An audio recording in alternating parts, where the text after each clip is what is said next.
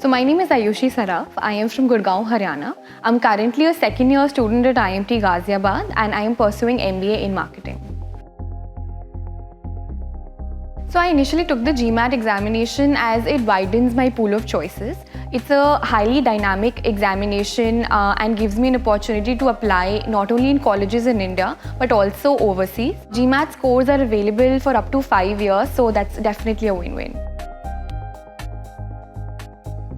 So my experience of taking GMAT in India was extremely smooth and streamlined.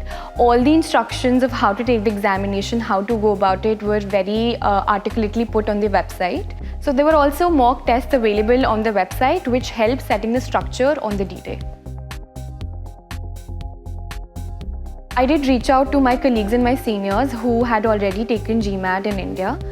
Their insights were extremely helpful in setting a course for the D-Day. They were able to shed light on the crucial elements of the examination, like how to manage stress or time, which section needs to be prioritized, and so forth.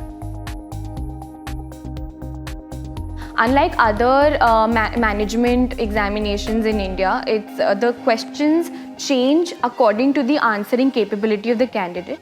So one needs to keep this in mind while they're giving this examination and answer efficiently. My only advice to the GMAT aspirants would be that practice and consistency is key. Nothing takes precedence over that. Make sure that you don't only give mock tests but also spend your sweet time analyzing your shortcomings. You would win 50% of the battle if you're able to analyze your shortcomings and implement it in your next exam.